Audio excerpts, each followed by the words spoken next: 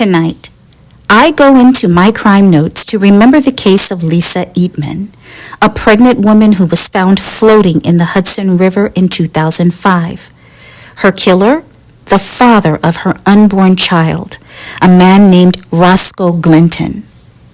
Her story was similar to Laci Peterson's case. They were both 8 months pregnant when they disappeared, and they were both dumped in a body of water. Laci's story went nationwide. Everyone knew about Laci Peterson's story, but few people outside of New York knew anything about Lisa Eatmon. I had never heard of the case. Someone contacted me in 2017 because they wanted me to bring awareness to Lisa's story and to possibly get it on television. That person put me in contact with Lisa's sister, Darlene Lassiter Jabir. And yes, Darlene confirmed that Lisa's case didn't get the attention it deserved. She said her sister's case had never been featured in a national television crime documentary. She remembered that court TV was at the murder trial, covering the case, but nothing came out of it.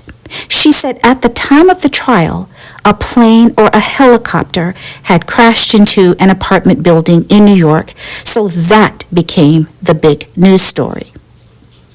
Now, for those of you who don't remember Lisa Eatmon's case, here is a gist of the story. It was an April Sunday morning in 2005 when crew members aboard the Spirit of New Jersey made an alarming discovery. Floating in the icy waters of the Hudson River was what they believed to be a large doll or mannequin.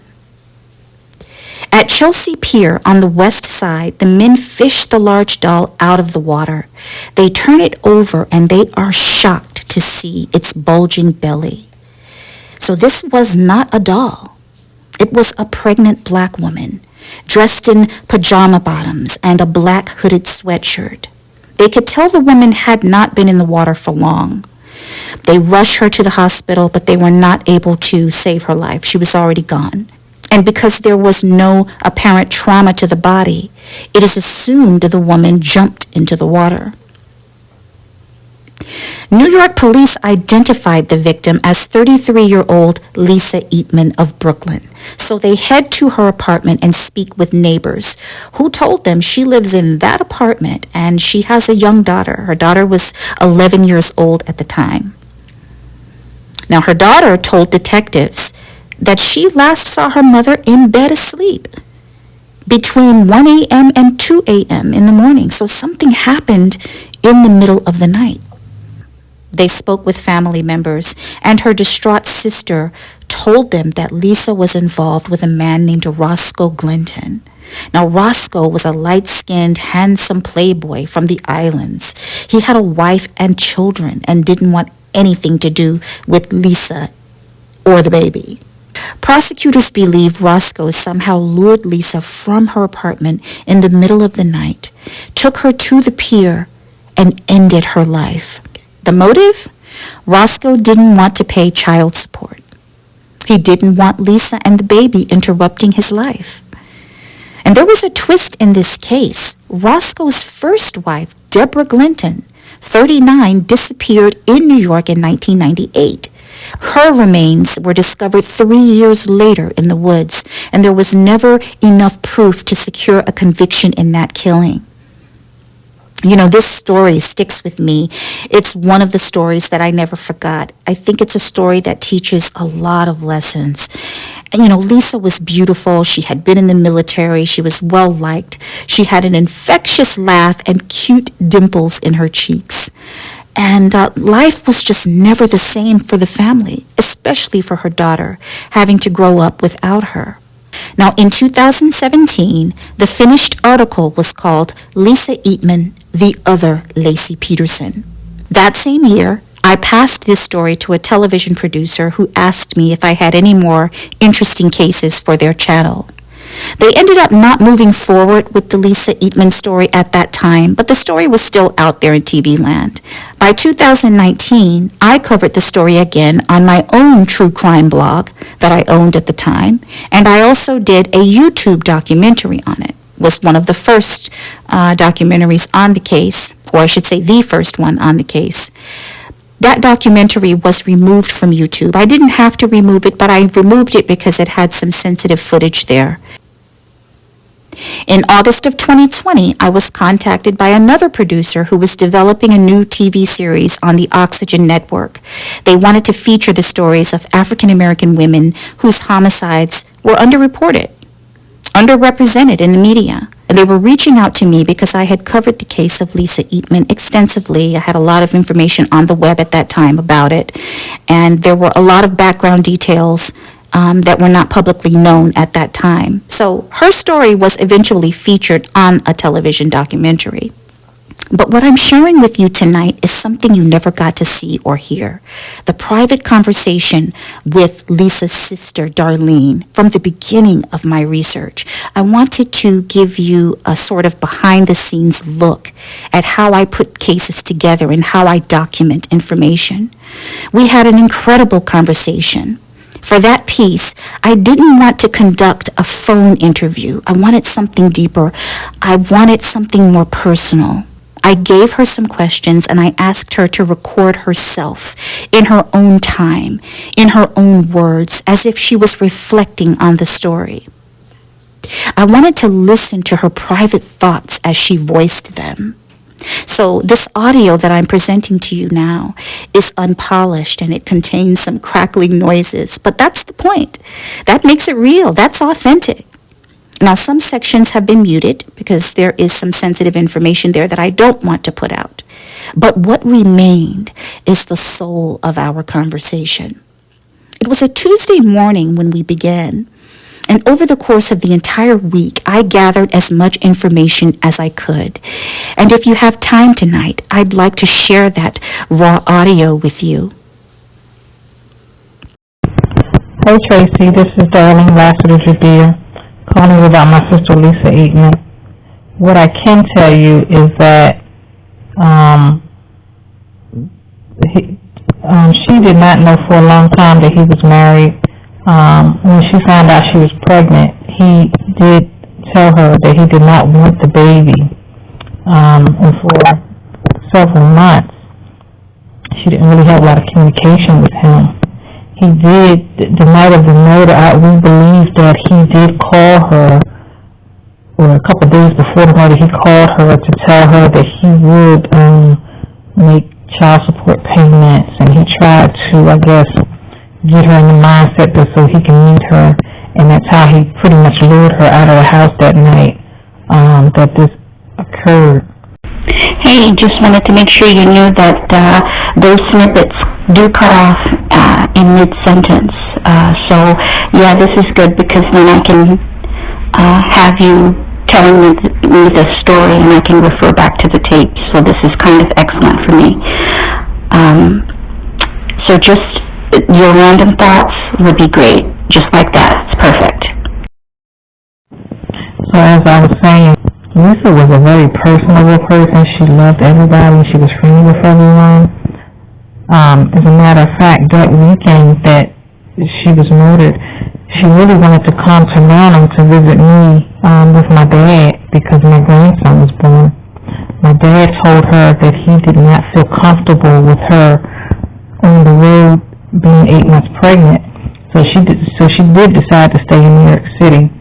So that Sunday when we got the phone call about her body being found in the Hudson River, we were all here at my apartment with my mom, my dad, my stepmom, and my younger brother was actually home, and he was the one that got the phone call and called down here to let us know what was going on. After that happened, you can tell my father. It doesn't have to all be tonight. You can just send your thoughts randomly throughout the day. The next few days is fine. I'm going to really sit down this weekend and take a look at it and try to get something together for the article.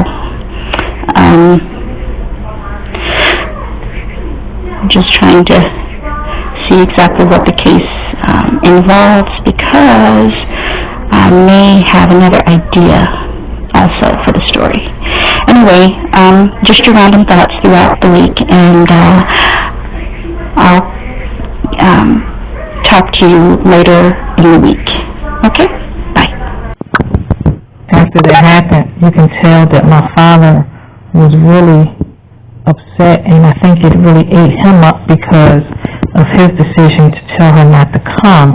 He felt that he was probably at fault for her death, because had she come down to Philadelphia and rode with him, he believed that, that would never happen. Unfortunately, 5 months after she passed away, he also passed away. I saw him actually pretty much age within those 5 months. You could just tell he was so worried and stressed out behind the fact that, this had happened to his baby girl, because Lisa was the baby girl. So, she did have a daughter, Marcia. We pray for her, and every day, it's just another day, but it gets a little bit easier.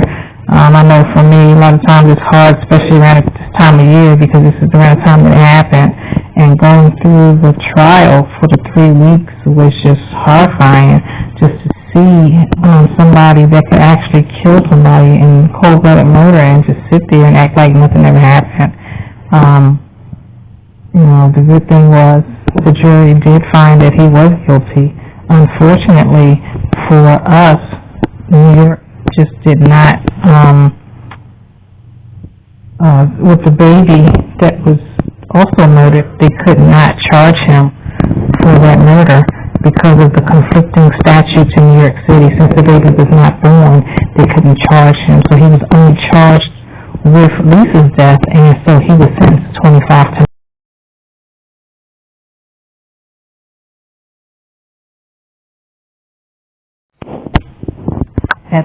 At the time he was sentenced, the judge did tell him in open court that even though he was only charged with 25 to life, which was the mandatory sentence that they can actually hand down, he did say that he would make sure that he would never, ever be able to come up, or when he came up for parole, that he would not be getting out during that first parole hearing, and hopefully he would never get out of jail again.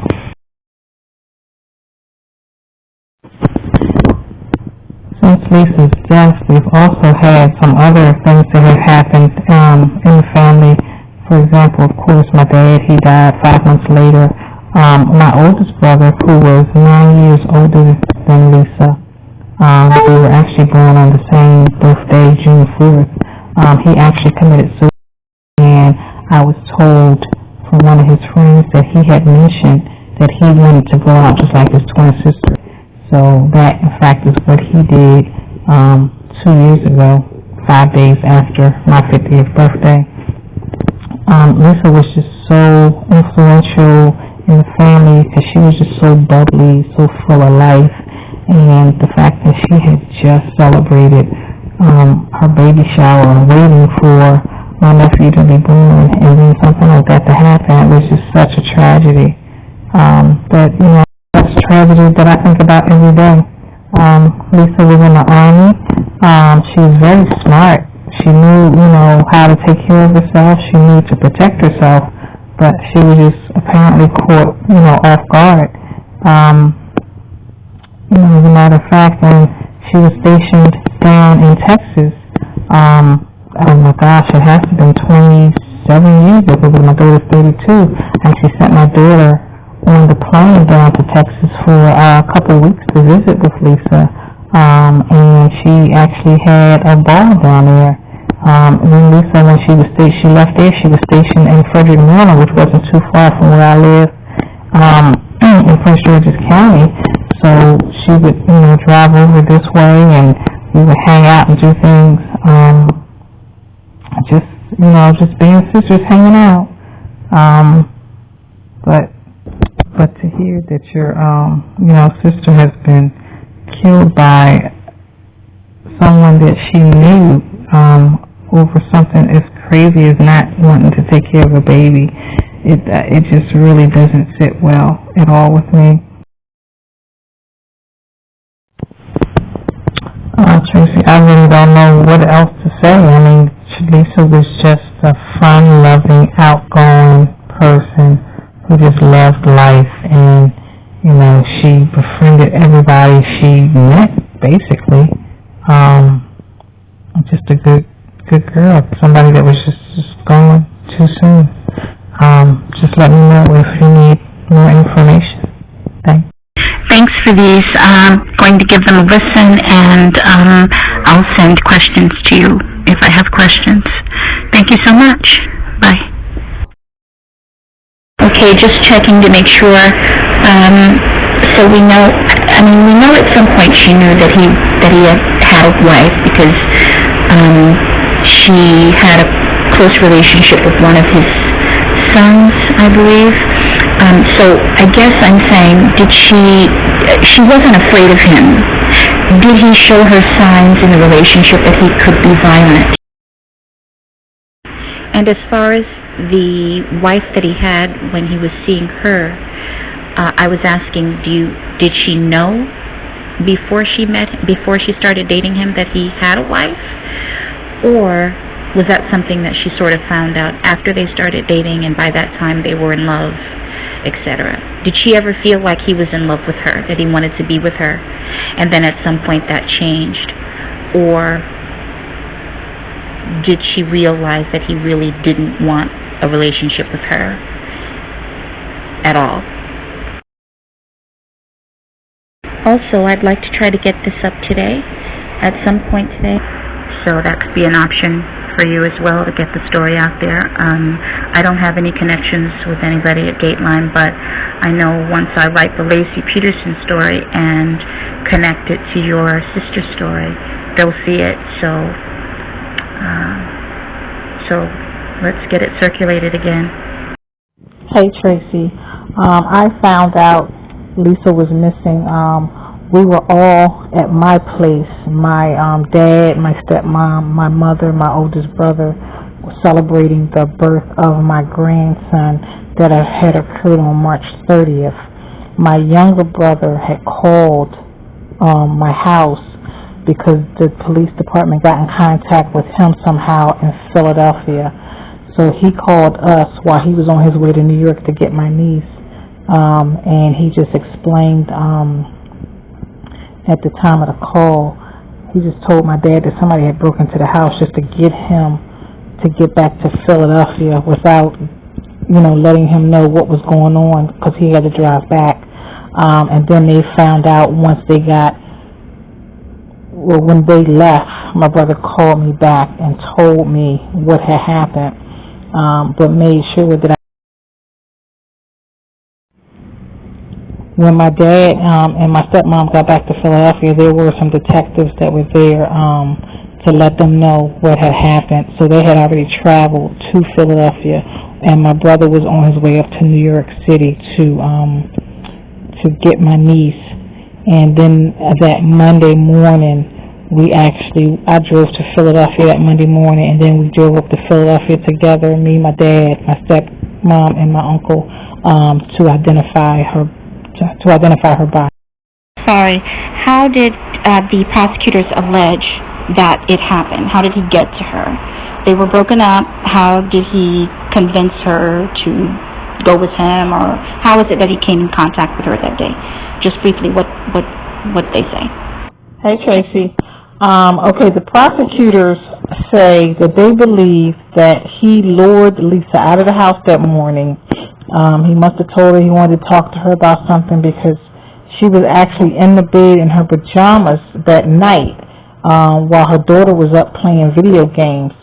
I think Marcielle said she was up till like 1 or 2 o'clock in the morning, and Lisa was still in the bed asleep. So whatever happened after 2 o'clock that morning. So they believe that he lured her out of the house, maybe wanted to talk to her, and during that time, at some point, he had and dumped her in the river.